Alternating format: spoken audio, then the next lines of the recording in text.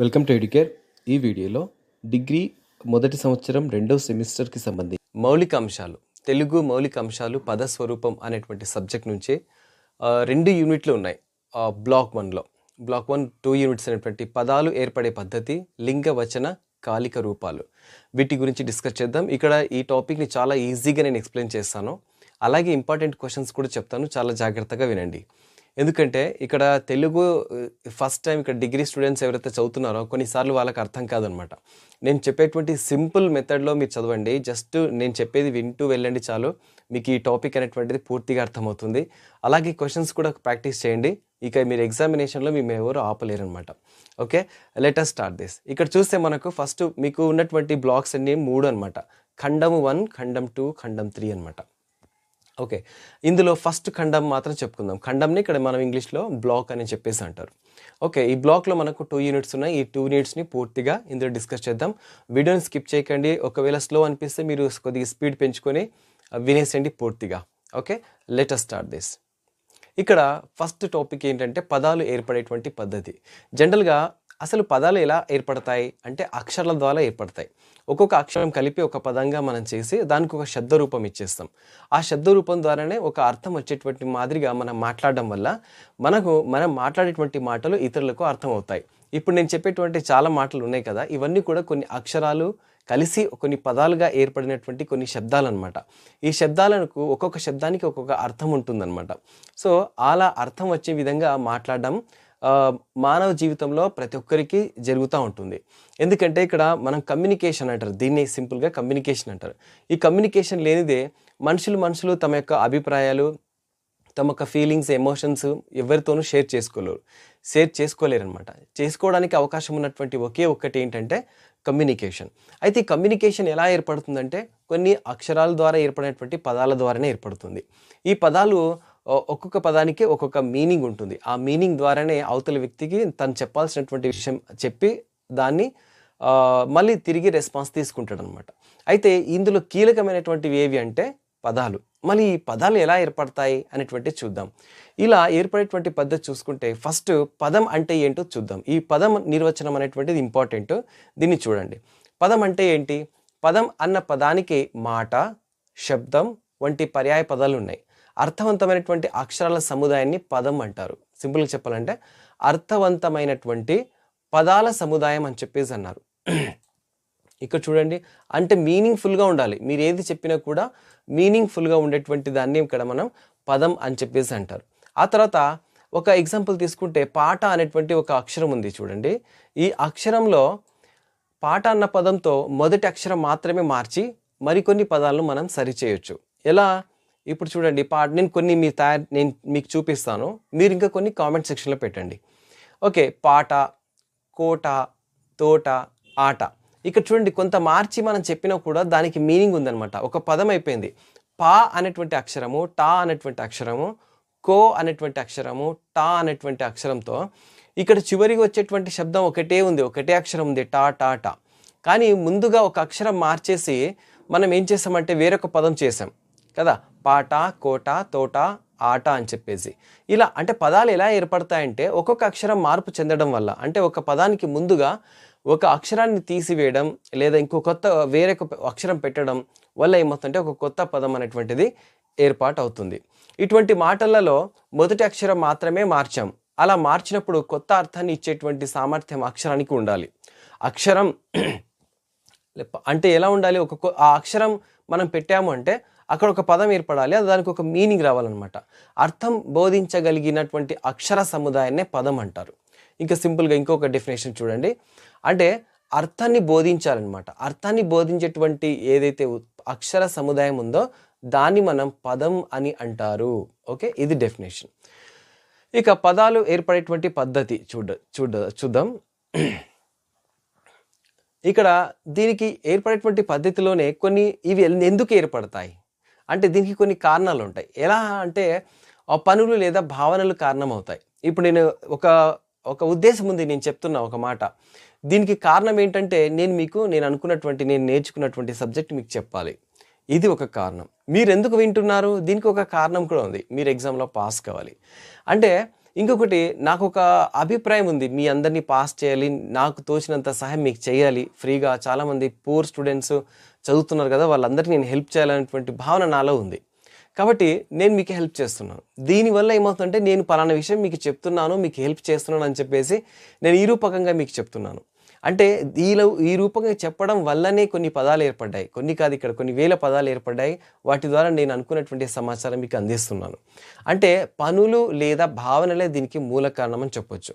ఉదాహరణకు తిండి అన్న పదం ఉందనుకోండి. ఇది తినదగినది అనేటువంటి పదం దాని నుంచి మనం తీసుకుంటాం. అలాగే కోడి ఉంది. కోడి ఉన్నప్పుడు ఏం చేస్తాం?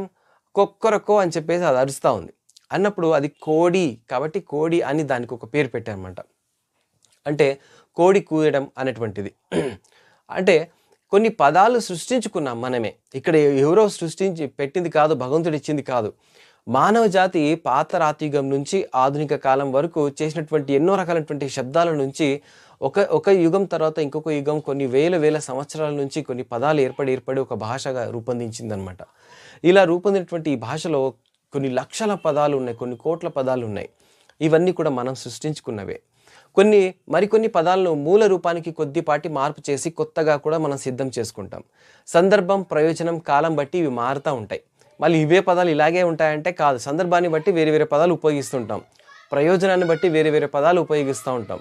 ఇప్పుడు చూడండి, ప్రయోజనం, ఇప్పుడు ఎవరికైనా మీకు ఎవరితో అవసరం ఉంది, ఒక ఫ్రెండ్తో అవసరం ఉంది, మిమ్మల్ని బస్టాండ్ దగ్గర వదిలిపెట్టాలి, ఎండ బాగుంది. అప్పుడు ఏం చెప్తారు? అరే ప్లీజ్ రా, నన్ను బస్టాండ్ దాకా డ్రాప్ చేయరా, ప్లీజ్ రా. ఈ పదాలు ఉపయోగిస్తాం. ఓకేనా?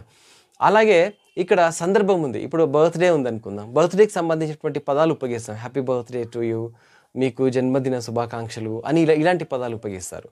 ఇలా ప్రతి సందర్భాన్ని బట్టి పదాలు కూడా మారుతూ ఉంటాయి. ప్రతి అవసరాన్ని బట్టి కూడా మారుతూ ఉంటాయి.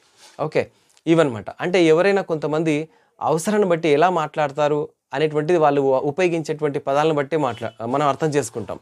కానీ సాధారణంగా ఉన్నప్పుడు మాత్రం వాళ్ళ భాష వేరుగా ఉంటుంది, వాళ్ళ అవసరం ఉన్నప్పుడు మాత్రం వేరే విధంగా ఉంటుంది. ఓకేనా? అలా అనమాట. ఇక ప్రత్యయాలంటే ఏంటి చూద్దాం. ఈ ఒక మూల రూపం నుంచి మార్పు చేర్పుల ద్వారా ఎన్నో రూపాలను సిద్ధం చేసుకోవచ్చు. ఈ చేర్పులు ఒక మూల రూపమైనటువంటి పదం చివర జరిగితే దాన్ని ప్రత్యేకం అంటారు. ప్రత్యేక కాదు, ప్రత్యయం అంటారు. ఇక్కడ స్పెల్లింగ్ తప్పు పడింది అనమాట. ప్రత్యయం కూడా కాదు, ప్రత్యయం అని ఉంటుంది. ఓకే, నామవాచక రూపాల చివర మనం చేర్చేటువంటి డు, ము, వూలు అనేటువంటివి 7 విభక్తులు ఉంటాయి. క్రియా రూపాల చివర మనం డు, రు, వు, లు, ను, ము చేర్చాలి. అలా చేసినటువంటి వాటినే మనం ప్రత్యయాలు అంటారు. కింద ఇక్కడ ఉంది కదా, ఇది కరెక్ట్ స్పెల్లింగ్ అనమాట. ఇక్కడ చూడండి, ప్రత్యయాలు. ఇది కూడా ఇంపార్టెంట్ క్వశ్చనే. ప్రత్యయాల గురించి రాయండి అని చెప్పేసి అంటారు.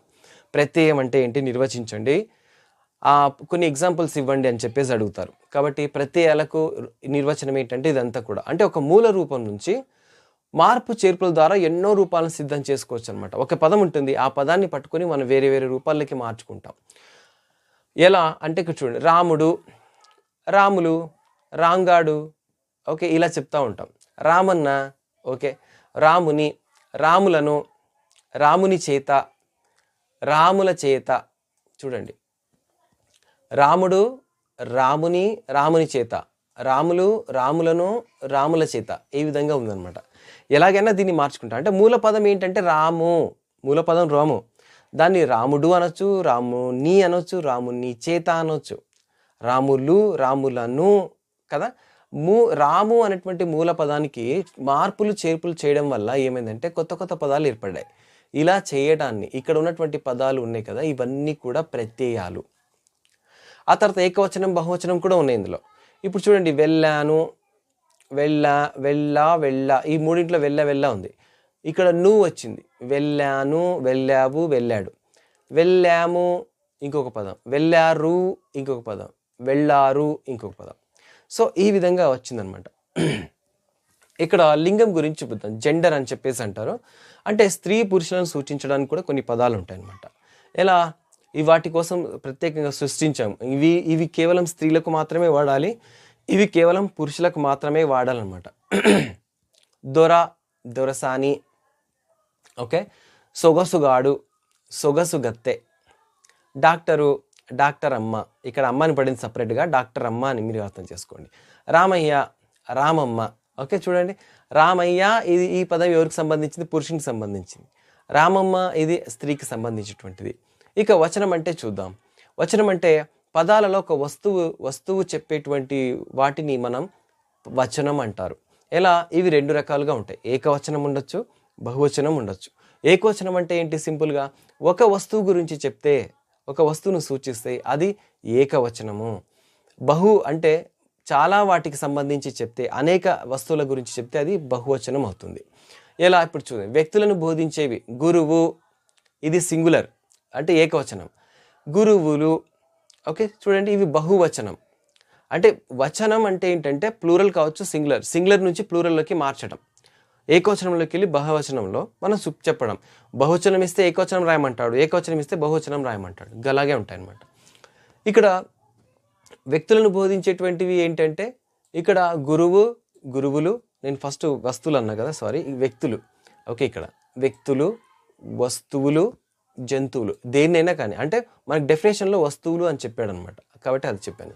ఇక్కడ ఎగ్జాంపుల్ అయితే మీకు ఈజీగా అర్థమవుతుంది. వ్యక్తులకైనా చెప్పొచ్చు, జంతువులకైనా చెప్పొచ్చు, వస్తువులకైనా చెప్పొచ్చు. వీటి అత్తలు, మామలు, బిడ్డలు, ఇవి చాలా సింపుల్. ఇక వస్తువులు అంటే రాయి, రాళ్ళు, గోధుమలు, బండ్లు,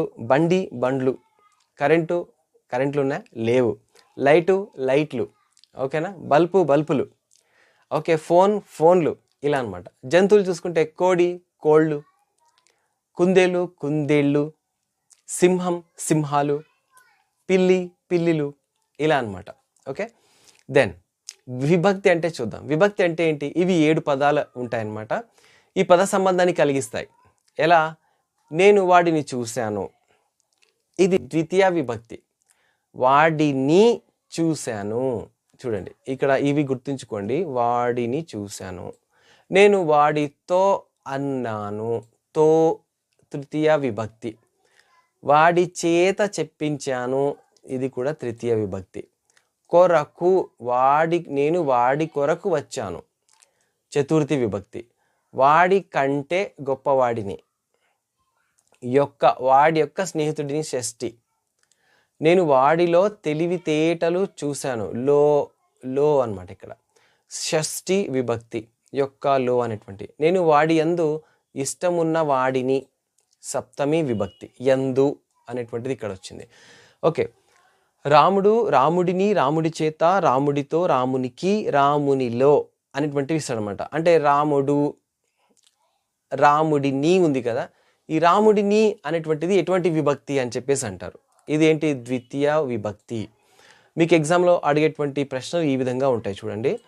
రాముడి చేత అంటే ఇది ఏ విభక్తి? రాముడి చేత అంటే తృతీయ విభక్తి. రాముడితో, ఓకే, ఇది తృతీయ విభక్తి. ఇలా ఉంటాయన్నమాట. నెక్స్ట్ క్రియారూపాలు చూద్దాం. ఇది వర్బ్ ఫామ్స్ అని అంటారు. వర్బ్ ఫామ్స్ ఏంటంటే క్రియారూపాలు అంటే మనం మాట్లాడేటప్పుడు కొంత క్రియ అనేటువంటి జరిగేటువంటి పదాలను మనం చూపిస్తాం. ఫర్ ఎగ్జాంపుల్, నేను టీచింగ్ చేస్తున్నాను కదా, టీచింగ్ అనేటువంటిది ఒక క్రియ, ఒక యాక్షన్ ఇక్కడ జరుగుతూ ఉంది అనమాట. అలా చెప్పేటువంటి పదాలను ఇక్కడ క్రియారూపాలు అంటారు. సింపుల్గా వర్బ్స్ ఉంటాయి ఇక్కడ, వర్బ్ ఫామ్స్. పనిని తెలిపే పదాలను క్రియారూపాలు అంటారు. పనిని తెలిపేటువంటి వాటిని క్రియారూపాలు. ఒక వాక్యం సమగ్రతను సూచించేదే క్రియ అనమాట. ఇప్పుడు ఇది పురుష స్త్రీ బోధకాలుగా, ఏకవచన బహువచనాలుగా కూడా ఉండొచ్చు. అలాగే ఇది భూతకాలం, వర్తమాన కాలం, భవిష్యత్తు కాలంని సూచిస్తూ ఉంటాయి. ఒక మూల పదం తీసుకొని దాని నుంచి ఎన్నో పదాలను, క్రియాపదాలను సృష్టించవచ్చు. వచ్చాడు, వచ్చారు, వచ్చావు, వచ్చారు, వచ్చాను, వచ్చాము, ఇలాంటిది అనమాట. ఇక భూతకాలం, వర్తమానం కాలానికి సంబంధించి చూస్తే రాశాను, రాసితి, రాస్తా. ఓకే, రాశాను అంటే ఏంటి? భూతకాలం అయిపోయింది, రాసేసాడు ఎప్పుడో అని చెప్పి. వర్తమానంలో ఏంటి? రాస్తున్నాను. భవిష్యత్తులో ఏంటి? రాస్తాను, ఇలా అనమాట. ఒకటే మూల పదము, దాన్ని మనం కాలానికి తగ్గట్టుగా దాన్ని మార్చుకుంటాం అనమాట. ఓకే, ఆ తర్వాత క్రియారూపాలు కదా. ఇక పద కల్పనలో కొన్ని పద్ధతులు ఉన్నాయి. ఆ పద్ధతులు ఏంటో చూద్దాం. ఆ పద్ధతులు ఏంటి? నిష్పన్న రూపాలు ఉన్నాయి ఫస్ట్ దీంట్లో. నిష్పన్న రూపం అంటే ఏంటి? ఒక రూపం నుంచి మరొక రూపాన్ని ఏర్పడిన లేదా రూపొందించిన పదాన్ని నిష్పన్న పదం అని అంటారు. ఒక రూపం నుంచి ఇంకొక రూపంలోకి మారుతూ ఉంటుంది. ఓకేనా? ఇక్కడ ఏంటి పుల్ల, ఉల్లన, పుల్లన, పచ్చ, పచ్చన, వేడి, వేడిమి, తీయ, తీయన, ఎరుపు, ఎర్రన, నా అనేటువంటి ఉంది. బలము, బలిమి, ఈ మీ ఇక్కడ వచ్చింది. మంచి, మంచితనము, చెడ్డ, చెడ్డతనము, ఇలా ఇటువంటి పదాలను నిష్పన్న రూపాలు అని చెప్పేసి అంటారు. అంటే ఒక రూపం నుంచి ఇంకొక రూపానికి రూపొందించేటువంటి పదం ఇది. ఒక రూపం నుంచి పుల్ల అనేటువంటి పదం నుంచి పుల్లన, పుల్లగా ఉంది అని చెప్పేసి అంటారు. పచ్చ అనేటువంటి పదం నుంచి పచ్చన, పచ్చగా, అలా అనమాట. సమాసం. సమాస పదం అంటే ఏంటి చూద్దాం. సమాస పదం అంటే రెండు కానీ అంతకంటే ఎక్కువ నామవాచకాలు కలిగి ఏర్పడేటువంటి పదాన్ని సమాసం అంటారు. ఏంటి? రెండు కానీ అంతకంటే ఎక్కువ నామవాచకాలు. ఏంటి? కూరగాయలు, కూరగాయలు రెండు కలిసి ఇక్కడ ఉన్నాయి, ఒకటే పదం అయిపోయింది కూరగాయలు. అన్నదమ్ములు, అన్న ఒకడు, తమ్ముడు ఒకడు, రెండు కలిసి ఒక పదం అన్నదమ్ములు. ముక్కంటి, ఓకే, ముక్కంటి. ముల్లోకాలు, మూడు లోకాలు, మూడు లోకాలు, మూడు కన్నులు అని చెప్పేసి ఇక్కడ ముక్కంటి, మూడు లోకాలు అని చెప్పేసి వంటి మాటలు అన్నింటిలో కూడా రెండు పదాలు ఉండటం, ఆ రెండు కలిసి ఒక పదంగా ఏర్పడడాన్ని మన ఇక్కడ సమాస పదం అంటారు. సమాస పదం అంటే ఏంటి, దానికి నిర్వచించి కొన్ని ఉదాహరణలు ఇవ్వండి అని చెప్పేసి అడుగుతారు. కాబట్టి సింపుల్గా ఉంటుంది, ఈ లాంగ్వేజ్ మొత్తం కూడా చాలా చాలా సింపుల్గా ఉంటుంది. నెక్స్ట్ తదిత పదం. ఓకే, తద్దిత పదం అని కూడా ఉంది దీంట్లో, చూద్దాం. నామవాచకం మీద, ఎందుకంటే అక్కడక్కడ స్పెల్లింగ్ మిస్టేక్స్ ఉంటాయి, మీరు కొద్దిగా అర్థం. నేను ఇంగ్లీష్లో టైప్ చేసి మళ్ళీ తెలుగులోకి ట్రాన్స్లేట్ చేసేటప్పుడు ఈ విధంగా జరుగుతుందన్నమాట. ఓకే, తద్దిత పదం అంటే నామవాచకం మీద మరికొన్ని ప్రత్యయాలు చేర్చడం ద్వారా కొత్త నామవాచకాలు తయారు చేసుకోవచ్చు. ఎగ్జాంపుల్ చెలి, ఇక్కడ చెలి కాదు చెలి, అది చెలి, చెలి కత్తె. ఓకే, ఆ తర్వాత ఇంకొక పదం చూస్తే పెద్ద, పెద్దరికం, చిన్న, చిన్నరికం, గొప్ప, గొప్పతనం. ఓకేనా. నెక్స్ట్ పదకల్పనలో మరొక పద్ధతి కూడా ఉంది. ఎలా అంటే అరువు తెచ్చుకున్నటువంటి పదాలు. ఇవి అరువు తెచ్చుకోవడం అంటే చూడండి, లోన్డ్ వర్డ్స్ అంటారు, లోన్ తెచ్చుకున్నటువంటి వర్డ్స్. ఒక చోట నుంచి ఇంకొక చోటికి మనం వెళ్ళినప్పుడు కొత్త పదాలు మనం తీసుకుంటాం. ఆ కొత్త పదాల వల్ల ఏమవుతుంది అంటే మన భాషలోకి అవి మారిపోతాయి. ఇక్కడ మన భాషలోకి మారిపోయిన తర్వాత మన భాష ఉచ్చారణ కూడా దానికి వస్తుంది. ఫర్ ఎగ్జాంపుల్ ఎటువంటి పదాలంటే, వేరే సింపుల్గా చెప్పాలంటే అరువు తెచ్చుకున్నటువంటి పదాలంటే ఒక భాషలోకి వెళ్ళి వేరే భాషలోకి వెళ్ళి మన భాషలోకి తెచ్చుకునేటువంటి పదాలు మనం అరువు తెచ్చుకున్న పదాలు అని అంటారు. ఎలాంటివంటే, ఇప్పుడు అన్నం అనేటువంటి పదం ఉంది, ఇది తెలుగు పదమా? కాదు, ఇది సంస్కృత పదం, సంస్కృతం నుంచి తెచ్చుకున్నాం, అది తెలుగులో కలిసిపోయింది. ఆ తర్వాత రోజు, రోజు అనేటువంటిది పదం ఉర్దూ పదం. అలాగే రోడ్డు అనేటువంటి పదం ఇంగ్లీష్ పదం. ఇలా తెచ్చుకున్నటువంటి పదాలను తెలుగు భాషకు దాని ఉచ్చారణ తగ్గట్టుగా మనం దీన్ని మార్చుకుంటూ ఉంటాం. ఉదాహరణకు దబానా అనేటువంటి ఉర్దూ పదం ఉందనుకోండి, దబాయించు అనేటువంటిది వచ్చింది. ఆ తర్వాత అటకానా అనేటువంటి ఉర్దూ పదానికి అటకాయించు అనేటువంటి తెలుగు పదం వచ్చిందనమాట. అలాగే సుఖం, దీనికి ఇలా అటకాయించు అనేటువంటిది వచ్చింది. నెక్స్ట్ ఇక్కడ పదకల్పనలో వ్యతిరేక పదాలు కూడా ఉన్నాయి. ఎలా అంటే ఒక పదానికి వ్యతిరేకంగా చెప్పడం. అబద్ధం, బద్ధం, అబద్ధం, మానవుడు, అమానవుడు, సుగుణం, దుర్గుణం, సుఖం, దుఃఖం. ఓకే, ఈ విధంగా ఇక్కడ మనకు వ్యతిరేక పదాలు ఉండడం జరిగిందనమాట. ఆ తర్వాత ఇందులో ఇంపార్టెంట్ క్వశ్చన్స్ గురించి చూద్దాం. ఇంపార్టెంట్ క్వశ్చన్స్ ఏంటంటే, పదాన్ని నిర్వచించి వాక్యంలో పదాలు పొందేటువంటి మార్పుని వివరించండి. సింపుల్గా మీరు ఏం చేస్తారు, పదం అంటే ఏంటి రాయండి. అంటే కొన్ని అక్షరాల కలయిక ద్వారా కలయిక సమూహారమే ఒక పదం. అది పూర్తిగా అర్థం ఇచ్చేటువంటి సముదాయం అయి ఉండాలి. ఇక ఏదైనా కొన్ని పదాలు రాస్తా వెళ్ళండి, అంతే చాలు. ఓకేనా. అది తర్వాత పదాలు ఏర్పడడంలో ప్రత్యయాలు నిర్వచించేటువంటి పదాన్ని తెలపండి అన్నారు. తర్వాత విభక్తి నిర్వచించి పద నిర్మాణంలో విభక్తుల ప్రాధాన్యాన్ని వివరించండి. తెలుగులో కనిపించే ఇతర భాషల పదాలు వివరించండి. ఇక్కడ నేను 2 బోల్డ్ ఇచ్చాను కదా, ఇవి వెరీ వెరీ ఇంపార్టెంట్. ఆ తర్వాత 3-4 క్వశ్చన్లు ఉన్నాయి కదా, మీకు అడిషనల్గా మీరు చదువుకోండి. ఓకేనా. ఇప్పుడు కాకపోయినా నెక్స్ట్ టైం అయినా వస్తాయన్నమాట. నెక్స్ట్ యూనిట్ 2 చూసుకుంటే లింగ వచన కాలిక రూపాలు అని చెప్పేసి, ఇది కూడా చాలా ఈజీగా ఉంటుంది. ఆల్రెడీ మీరు భాష భాగాల గురించి నేర్చుకుని ఉంటారు కింది స్థాయిలో క్లాసెస్లో, అవే ఇక్కడ ఉన్నాయన్నమాట. ఏంటి అవి చూద్దాం. ఇక్కడ కాలిక రూపాలు చూసుకుంటే మనకు ప్రత్యయం, ఓకే, ప్రత్యయం ఉంది, భాష భాగాలే ఉన్నాయి. ప్రత్యయం అని, నామవాచకం, సర్వనామం, విశేషణం, క్రియా, క్రియా విశేషణం. ఓకే. దాని తర్వాత లింగం అంటే ఏంటి, వచనం అంటే ఏంటి అనేటువంటివి కూడా ఉన్నాయి. పురుష ప్రత్యయాలు, తర్వాత కాలం దాని గురించి ఉంది. వర్తమాన కాలం, భూతమాన కాలం, భవిష్యత్తు కాలం గురించి అన్నీ కూడా ఇక్కడ ఉన్నాయన్నమాట. వాటి గురించి చూద్దాం ఒకటి తర్వాత ఒకటి. చాలా సింపుల్‌గా ఉంటుంది ఈ పాఠ్యాంశం. జస్ట్ నేను మీకు ఎక్స్‌ప్లెయిన్ చేస్తూ వెళ్తాను. ఓకే. ఇక్కడ చూడండి భాష భాగాలేంటి? ప్రతి భాషలో కూడా భాగాలుంటాయి. అంటే మనకి ఇంగ్లీష్‌లో మాదిరిగా noun, pronoun, adjective, adverb, verb ఇలా ఉన్నాయి గదా! సేమ్ ఇవే అన్నమాట.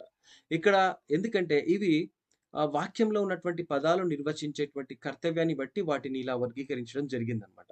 వాటికి కొన్ని పేర్లు కూడా పెట్టారు. విశేష్యం. ఓకే. నౌన్ అని చెప్పేసి. విశేష్యం నౌను. విశేషణం అడ్జెక్టివ్. క్రియని వర్బ్. క్రియా విశేషణం అడ్వర్బ్. సర్వనామం ప్రొనౌన్. అలాగే అవ్యయం, కంజంక్షన్ అనేటువంటి భాగాలున్నాయి. ఇక్కడ చూస్తే నౌన్ అంటే ఇక్కడ విశేషం అని ఇచ్చారు. ఇది ఇందులో కొద్దిగా స్పెల్లింగ్ తప్పుందని నాకనిపిస్తుంది. అసలు నౌను అంటే నామవాచకం అన్నమాట. ప్రొనౌన్ అంటే సర్వనామం. ఇక్కడ ప్రత్యయం ఉంది గదా! ఆల్రెడీ ప్రత్యయం గురించి మనం పోయిన యూనిట్‌లో మనం చూసాం ఫస్ట్ యూనిట్‌లో. ప్రత్యయం అంటే ఏంటి? ఒక మూల రూపం నుండి మార్పులు, చేర్పులు చేసి మరో రూపం ఏర్పడేటువంటి పదాన్ని ఇక్కడ ప్రత్యయం అని అంటారు. ఈ రూపాలకు కల్పించేటువంటి చేర్పులనే స్థూలంగా ప్రత్యయాలు అని మనకంటాం. సీతలోని, సీతకు, వండుట, వండుటలోని ట ఓకే. ఇలా గదులు, గదులోని లు ఇలా గదులు, వండుట, సీతకు అనేటువంటి అక్షరాలు ఏవైతే ఉన్నాయో ఇవన్నీ ప్రత్యయాలన్నమాట. అలాగే నామవాచకం అంటే ఏంటి? ఇక్కడ కరెక్ట్ ఇచ్చారు చూడండి. నామవాచకం. ఎందుకంటే పైన నాకే కొంత తప్పనిపించింది ఇక్కడగా. ఇది టెక్స్ట్ బుక్ అన్నమాట. టెక్స్ట్ బుక్‌లోనే ఇలా ఇచ్చారు. విశేషం అని చెప్పేసి. నేనేమనుకున్నా అంటే తెలుగులో కూడా ఇలాంటి పదాలు ఉండొచ్చు కదా! మనకు ఇంగ్లీషే అలవాటయిపోయి ఉంటుంది అని అనుకున్నా. అయితే ఇక్కడ కరెక్ట్ ఇచ్చినట్టున్నారు. నామవాచకం. ఓకే. నౌన్ అంటారు.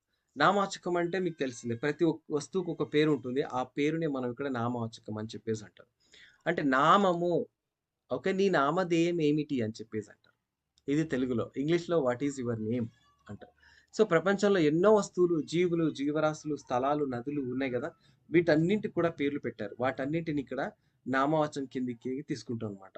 కొన్ని రకాలైనటువంటి భావాలు కూడా ఉంటాయి. వాటికి కూడా పేర్లు పెట్టేశారు. కోపం, ద్వేషం, ఓకే. సంతోషం, అనారోగ్యం వీటికి కూడా పేర్లు పెట్టేస్తారు. ఇవి చూడలేమన్నమాట. కానీ ఎమోషన్స్‌గా చెప్పొచ్చు. అలాంటివి. కొన్ని పనులుంటాయి. పరిగెత్తడం, మోయడం, గెంతటం వీటికి కూడా ఒక పేరు పెట్టాడు. ఓకే. వాటికి కూడా పేర్లు పెట్టేస్తారు.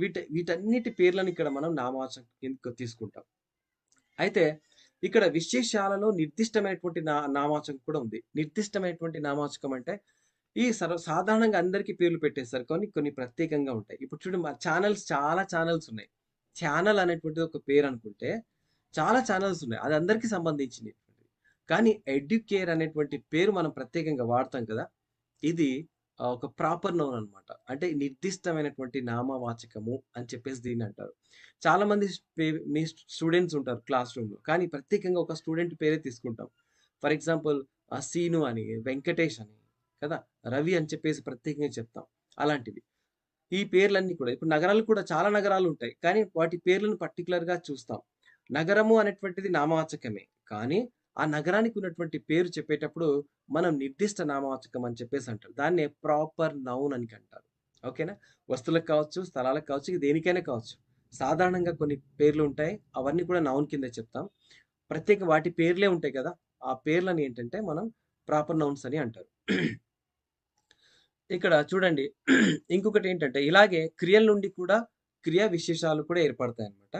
కింద నిష్పన్న విశేషాలను గమనించండి ఒకసారి. కాయు అనేటువంటిది ఉంది. దీన్ని కాత అంటారు. కోయు కోత. ఎండు ఎండ. ఓకే. మండు మంట. పండు పంట. చేయు చేత. ఇలాంటి పదాలు. అంటే ఇవి ఎలా వర్బ్ నుంచి ఫార్మ్ అవుతాయి నౌన్స్ అన్నమాట. నెక్స్ట్ సర్వనామం ప్రొనౌన్ అన్నమాట. ఇక్కడ ఎవరికీ తేడా లేకుండా అందరికి ఉపయోగిస్తా ఉంటారు. ఓకేనా? ఇప్పుడు కొంతమంది పేర్లు తీసుకుంటే నా పేరు తీసుకోలేదని బాధపడతా ఉంటారు. అలాంటప్పుడు ఏంటంటే సర్వనామం తీసుకోవడం బెటర్.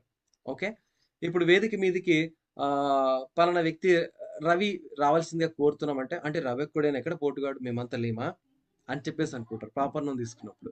అలాంటప్పుడు ఏంటి, ఇక్కడ ఉన్నటువంటి విద్యార్థులు వేదిక మీదకి రావాల్సిందిగా కోరుతున్నాం అంటే, అప్పుడు అందరికీ హ్యాపీగానే ఉంటుంది. దాన్ని సర్వనామం అంటారు. ఇక్కడ చూద్దాం.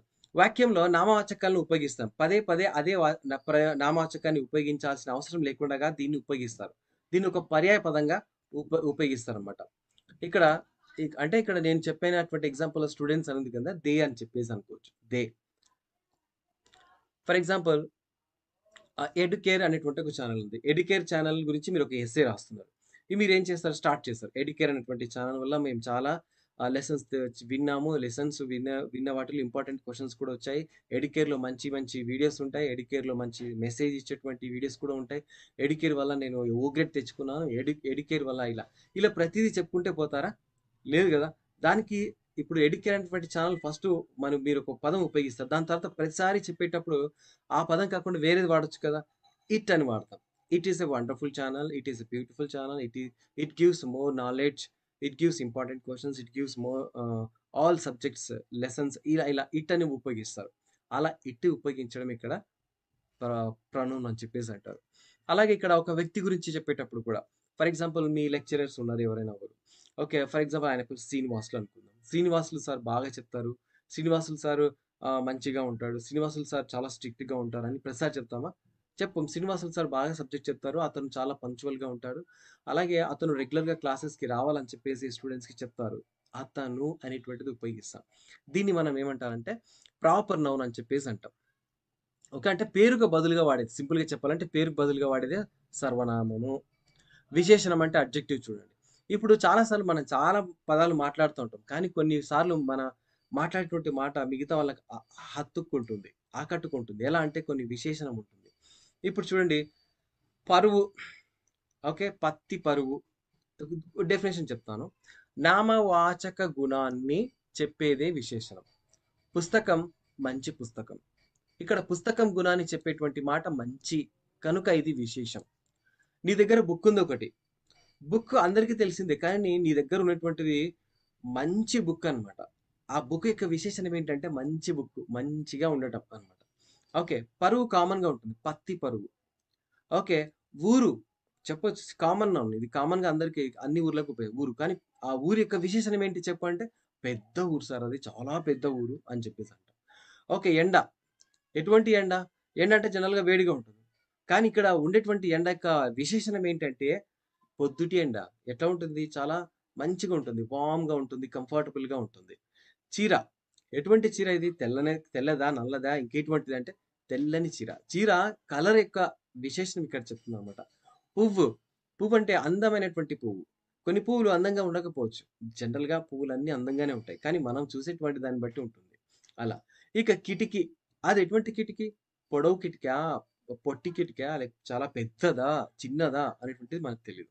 అలా పొడవైన కిటికీ, అందమైన పువ్వు, తెల్లని చీర, ఓకే. పొద్దుటి ఎండ, పెద్ద ఊరు అనేటువంటివన్నీ కూడా ఇక్కడ మనకు అడ్జెక్టివ్సే.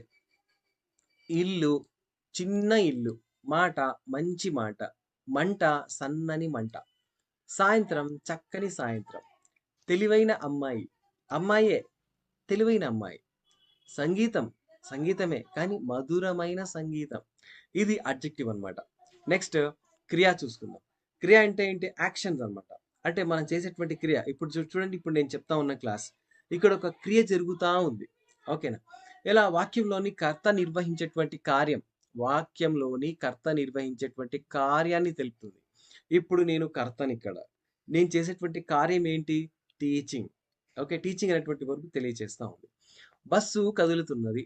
ఒక ఎగ్జాంపుల్. బస్సు కదులుతున్నది. అంటే బస్సు ఏం చేస్తుంది? కదులుతా ఉంది. ఇది ఒక క్రియ జరుగుతా ఉందన్నమాట. నువ్వు చూడు. ఓకే. చూడు అనేటువంటిది ఇక్కడ ఒక క్రియ. మీరు చూడండి. ఇది ఒక క్రియ. వాడు చూస్తున్నాడు. అది చూస్తుంది. ఆమె చూస్తోంది. వాళ్ళు చూస్తారు. ఇవన్నీ కూడా క్రియకి సంబంధించినటువంటివి. ఇక క్రియా విశేషణం చూద్దాం. క్రియ యొక్క ప్రత్యేక విశేషణాన్ని తెలిపేదే క్రియ. ఓకే. ఓకే. చూడండి ఇప్పుడు ఆమె వెళ్ళింది. ఒక ఎగ్జాంపుల్. ఆమె ఎట్లా వెళ్తే మాకేంటి? ఆమె అయితే వెళ్ళింది. కానీ అక్కడ విశేషణం ఏదైనా ఉండాలి అంటే ఆమె వేగంగా వెళ్ళింది. ఓకేనా? ఆమె వెళ్ళింది స్లోగా, నెమ్మదిగా వెళ్ళింది. పెయింట్ వేశారు. ఆ పెయింట్ అక్కడ చూస్తారు అందరూ కూడా. కానీ it is a beautiful paint.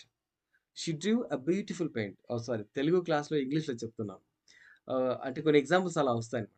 ఆమె అందమైనటువంటి పెయింటింగ్ వేసింది అని చెప్పేసి అక్కడ. నెక్స్ట్ ఆమె చదువుతున్నది. ఎలా చదువుతుంది అనేటువంటి చెప్పేదే నెమ్మదిగా చదువుతుంది అని చెప్పేది. అలా చెప్పేదే క్రియా విశేషణం. అంటే పనులు ఏ విధంగా జరుగుతుందక్కడ. ఇప్పుడు నేను టీచింగ్ చేస్తున్నాను. స్లోగానా? ఫాస్ట్‌గానా? అది చెప్పా. అంటే హి ఈస్ టీచింగ్ స్లోలీ లేదా హి ఈస్ టీచింగ్ ఫాస్ట్, స్పీడ్‌గా అని చెప్పేసి చెప్పొచ్చు. ఎలా జరిగిందనేటువంటిదే ఇక్కడ ముఖ్యం. ఓకే. అది. తర్వాత ఆహ్, ఇక్కడ అభ్యాసాలున్నాయి చూడండి. అది నల్లని ఆవు. ఇక్కడ ఏముంది? అడ్జెక్టివ్ ఉంది. విశేషణం ఉంది. వారు సింహాచలం వెళ్లారు. ఇక్కడ క్రియ ఉంది. రాములు చక్కగా పరిపాలించాడు. రాయలు చక్కగా పరిపాలించాడు. ఇది ఒక అడ్జెక్టివ్. సీత వడిగా నడుస్తుంది. ఇక్కడ అడ్జెక్టివ్ ఉంది. ఐ మీన్ విశేషణం ఉంది.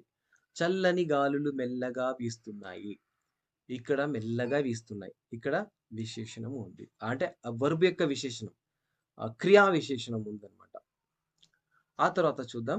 నెక్స్ట్ పార్టెన్షన్‌కి వెళ్తే మనకు లింగం అంటే ఏంటో చూద్దాం. లింగం అంటే ఏంటి? జనరల్‌గా స్త్రీ, పురుషులకు సంబంధించినటువంటి విభేదాలు. అంటే ఐ మీన్ భేదంగా ఉండేటువంటి పదాలనమాట. అంటే వేరుగా ఉండేటువంటి పదాలు. విభేదాలని కాదు. ఇప్పుడు చూడండి, కొన్ని పదాలు మనం స్త్రీలకు మాత్రమే ఉపయోగిస్తాం. కొన్ని పదాలు పురుషులకు మాత్రమే ఉపయోగిస్తాం. స్త్రీ, పురుషు కానటువంటి వాటికి ఉపయోగించేటువంటి పదాలు కూడా ఉంటాయి. ఫర్ ఎగ్జాంపుల్ కొన్నింటికి ప్రాణం ఉండదు. ఇప్పుడు ఫర్నిచర్ ఉంది, చైర్ ఉంది, టేబుల్ ఉంది, కంప్యూటర్, సెల్ ఇది ఈ సెల్ ఫోన్ స్త్రీనా? పురుషుడా? మనకు తెలీదు. ఓకేనా? అలాగే కొంత ఫర్నిచర్ టేబుల్ ఉంది. ఆ టేబుల్ స్త్రీనా? పురుషుడా? మనకు తెలీదు. అలాంటి వాటికి న్యూట్రల్ జెండర్స్ అని అంటారు. ఇక్కడ చూడండి, మగవాడు. ఓకే. ఇది సింపుల్‌గా మీకు ఈజీగా అర్థమవుతుంది. ఓకే. దీనికి పదం ఏంటి? దీనికి లింగం, వేరే లింగం ఏంటి? అంటే ఆడది. ఎద్దు, ఎద్దుకి ఆవు. పుంజు, పెట్టె. పోతు, పెంటి. సొగసుగాడు, సొగసుకత్తె. విద్యార్థి, విద్యార్థిని. ఇవన్నీ సింపుల్, నేను ముందరికెళ్ళిపోతా. ఓకే. ఇది మనకు లింగం సంబంధించి. వచనం అంటే ఏంటి? ప్రపంచంలో కనిపించేటువంటి ఏక బహుత్వాలకు భాష ద్వారా గుర్తింపు ఉంటుంది. అంటే అది ఒకటా?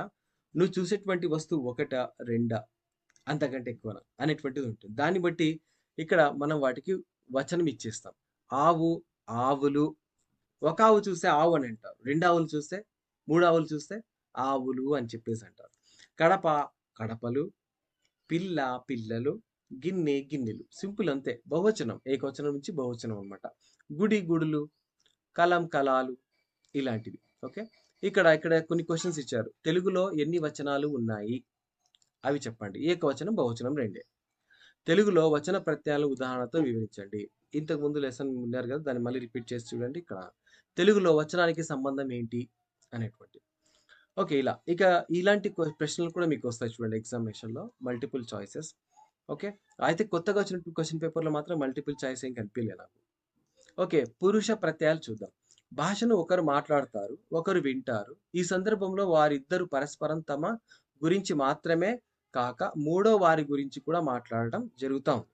భాష వ్యవహారం మొత్తం ఈ 3 సందర్భాల మధ్యనే నడుస్తుంది. లేఖనంలో కూడా దీన్ని గమనించవచ్చు. ఎలా? ఈ మూడింటి గురించి తెలిపేటువంటి వ్యాకరణ అంశాన్ని పురుష అని అంటారు. ఈ 3 విధాలు అవి ఉత్తమ పురుష, మధ్యమ పురుష అండ్ ప్రథమ పురుష. ఇలా ఉన్నారు. ఉత్తమ, మధ్యమ, ప్రథమ. చూడండి, ప్రథమ అంటే మూడోవాడు. ఉత్తమ అంటే ఫస్ట్ మాట్లాడేటువంటి వాడు. చూద్దాం. తన గురించి చెప్పేది ఉత్తమం.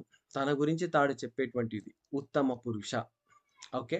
ఎదుటి వారి గురించి చెప్పేది మధ్యమం.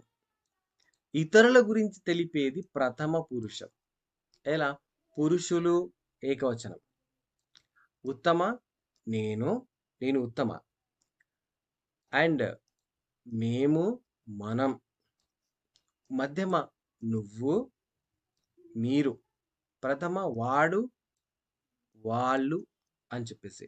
ఇక పురుషలింగం అయితే ఆయన, అతను, వారు. స్త్రీలింగం ఆమె, అది, ఆవిడ, వాళ్ళు అని చెప్పేసి.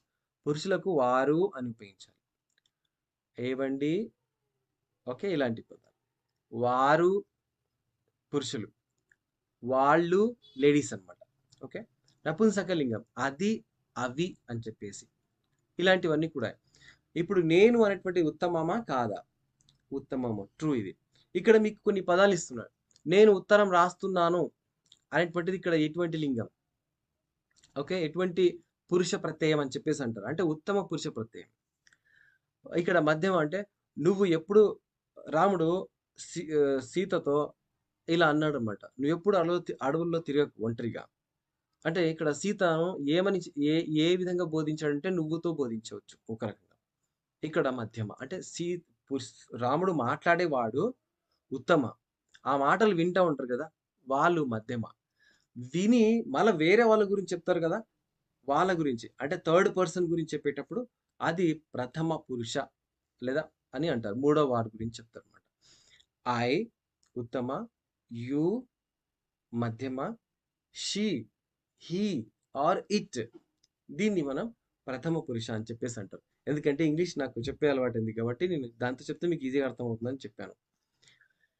ఓకే. ఇక్కడ కొన్ని ఎగ్జాంపుల్స్ ఉన్నాయి చూడండి. ఇక కాలం చూడండి. కాలం గురించి చూస్తే మనకు కాలం గురించి మీకు తెలియనిది ఏముంది? ప్రస్తుత కాలము, భవిష్యత్తు కాలము, భూతకాలం అంతా కూడా. భాషల వ్యక్తీకరణప్పుడు మనం కాలం అనేటువంటిది తప్పనిసరిగా ఉపయోగిస్తాం. ఓకే. జరగబోయేది, జరిగేది, జరిగింది ఇవన్నీ కూడా చెప్తాం.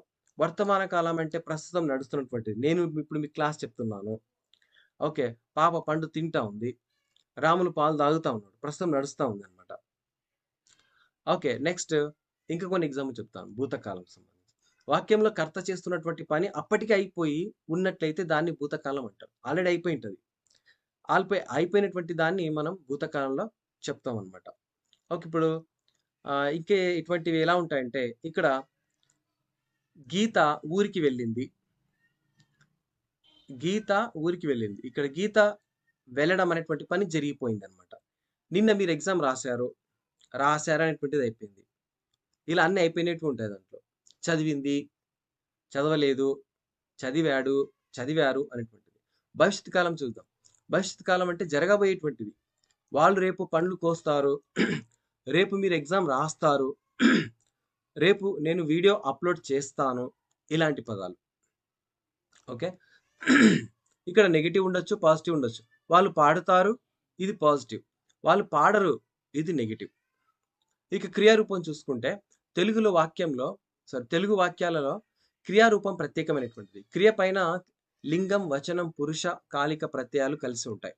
ఉదాహరణకు చదువుతున్నాడు. చదువు అనేటువంటి మూల పదం తీసుకుంటే చదువుతున్నాడు ఇలా చెప్పేశారు.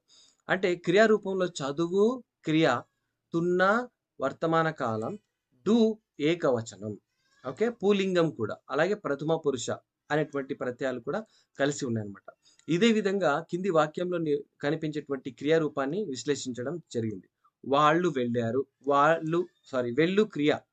ఆ భూతకాలానికి సంబంధించినటువంటిది. బహువచనం. ఓకే. ఇలా స్త్రీలింగం లేదా పురుషలింగం అక్కడ ఉంటుంది. ఇక విద్యార్థి పరీక్ష రాశాడు.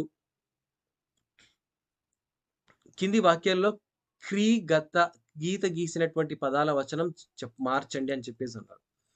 ఓకే. క్రియారూపంలో వచ్చే మార్పును గమనించండి. విద్యార్థి పరీక్ష రాశాడు. ఇక్కడ ఏమడిగాడో ఇక్కడ తెలియడం లేదు. పదాల వచనం మార్చండి అని చెప్పేసి అన్నాడు. విద్యార్థి పరీక్ష రాశాడు. పరీక్ష విద్యార్థి చేత రాయబడింది. అలా. అమ్మాయిలు కారు నడపడం నేర్చుకుంటున్నారు. ఓకే. ఆ కార్లు అమ్మాయిల చేత నడపబడుతున్నాయి. పండ్లు బాగా పండాయి. ఓకే. పిల్లవాడు పండ్లు కోసాడు. ఇక ఇవన్నీ మీకు మెటీరియల్‌లో ఉంటాయి. నాకు కూడా కొన్ని ఆన్సర్స్ తెలియవు కదా! తప్పుగా చెప్పొచ్చు. కాబట్టి మీరు మెటీరియల్‌లో బాగా చదవండి దీన్ని.